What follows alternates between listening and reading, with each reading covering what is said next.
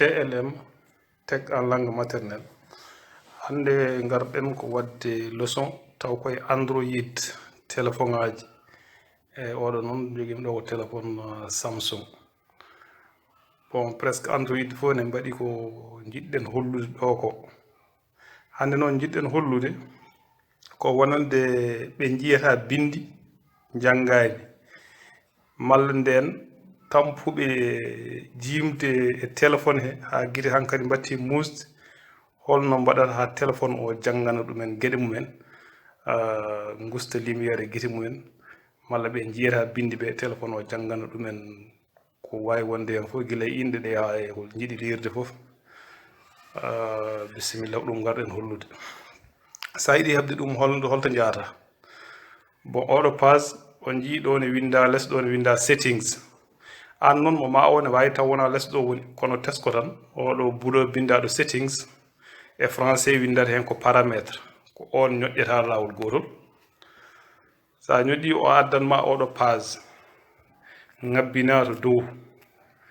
ngabbina ha jiiya ɗo ene winda accessibility taw koye France taw koye anglais taw koye français winda hen ko accessibilité woɗɗani no fewi accessibilité ene waɗi desina neɗɗo natal ngal ko neɗɗo ene weesi juuɗe ñoƴƴu hen lawol gotol sa ari ɗo ngabbin ha jiiya ɗo ene winda e anglais ko select to speak français winda hen ko sélectionner pour prononcer ñoƴƴa ɗon lawol gotol sa ari oɗo page ma yiɗo to dow ɗo ene waɗa off taw koye anglais taw koye français waɗa hen ko désactivé ñoƴƴu ɗon e oɗon bouton hokkuma ɗo henna ñoƴƴa ok ñoƴƴa turn on ni woni ngel ari kangel woni ɗo on jii ɗum ɗo cercle ɓalejo ne waɗi ɗum ɗo el karo danejo ɗum woni ko kolloyten holno ɗum waɗita joni noon holno ɗum janginirtuma en puɗɗitoyto sa huɓɓi téléphone ma e ngeli kala to ngel woni aɗa wawi dasde ngel ha to jiɗɗa fof woto ngel gendema mbaɗen ngel soɓɓudu ɗo joni noon holko jimmi ngel jangganami ko inde e téléphone o mi yiyata bindi mboɗo yiɗi jangganami gadda e téléphone o oɗo nini ndeɗo inde a ñoƴƴere maggel so e ñoƴƴe maggel a yi ngel waɗi comme no play ni ñoƴƴa e inde nde wona nani ñoƴƴe maggel ñoƴƴa e inde ñoƴƴe maggel ñoƴƴe inde ko ni woni no ɗum yarata joni noon tawi jiɗɗa ko jangganma kono noon ko texte jehen texte bin oɗo texte nini sa ñoƴƴi ngel waɗi hono ni jaggaɗo dasa ha to texte o haɗo goppa. Le chef de l'État, Macky Sall, participait, hier mardi, à Accra, Ghana, à une réunion de la CEDEAO sur la situation au Mali. Pour se rendre dans la capitale ghanéenne, il a emprunté l'avion de commandement ghanéen prêté par son homologue. ko ni woni no ɗumnete to banggue sawdu ñaamo ɗo ma on ji mboɗo waɗi ɗon photoje étape par étape 1 2 3 to ñoƴƴete foof ha joofa mi sikki étape uji elle ko jeeɗiɗi 1 2 3 ha étape uji ɗi joofa kala to ñoƴƴete mboɗo waɗi hen encadré rouge to ñoƴƴete ɗo ɗon ñoƴƴata continue ga hokkuma page goɗɗo ha wona page uji jeeɗiɗi mi sikki Moussa Dama alhamdulillah holno jirɗa golle ɗe ko hunde moƴƴere ɗum ɗo so wonande mo janggani so ƴeewi ɗum tan ma tesko hen ko heewi ma tesko hen no feewi sa memi tan neɗɗel ngel tan o haalante inde nde cohluɗa nde nodda eyyi minen ɓe aynaɓe kam ne moƴƴe amen no feewi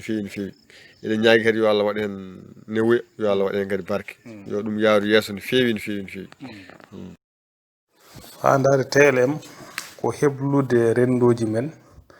e ko fate kutorgal ordinateur uji en téléphone ngaji en e ko nandi hen ɗum noon ne heewi fannuji ɗi fof ne jiɗi heblede hen ha joomum wone fannuji daña hen liggey hoore muɗum wona wawa gollande hoore mum sa jangi ha gayni aɗa wawi hutorade ɗum aɗa wona mbaɗa ɗum liggorgal aɗa liggoro anne aɗa heɓa hen no gurduɗa ɗum ene wawi wonde tawa hay saka janggani école kadi koye ɗemɗe meɗen gendiyankoje janguinte aɗa wawi hebde janngude hen ha keeɓa hen liggorgal ngal aɗa liggoro bon holno TLM anni waɗirde ɗum TLM ko network mawɗo wonata mo ganduɗa hoorema kala joguiɗo humpito e affaire informatique bawɗo janguinde ɗum ene wawi janguinde hen to jiɗɗa fof non gona aɗa wawi wonde Cameroun ka pullo Cameroun aɗa janguina hen o ene wawi joɗade France ene janguina hen o ene wawi joɗade Sénégal ene janguina hen jangoɓe ɓenne ko noon par ce que hande aduna o addiri noon koko yultodiri to gonɗa foof kadi aɗa wawi yaade toon jangga eko janguinte e fannu mo jiɗɗa fof jangga hen ha daña ko keɓɗa hen so ɗum ɓenni yiyande nde ko mawde enen ken looɓe kono mo jahuriɗen o ko bawɗo jahuriɗen ko jomen subhanahu wa taala enen pop oɗon ñaaga duwaw nde Allah newnata nde wonno so rokki tan heɓoto so jaɓi tan en keɓat ɗum noon onon pop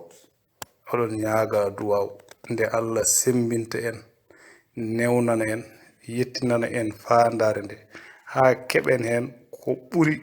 ko jahurinoɗen ko e moƴƴereji allahumma amin kala mo ɗum weeli kala jiɗɗo ɗum ene ñaaga duwaw so Allah jaɓi tan nde heɓoto so rokki heɓoto ɗum noon yo Allah waɗanen noon allahumma amin assalamu aleykum wa rahmatullahi taala wa barakatuh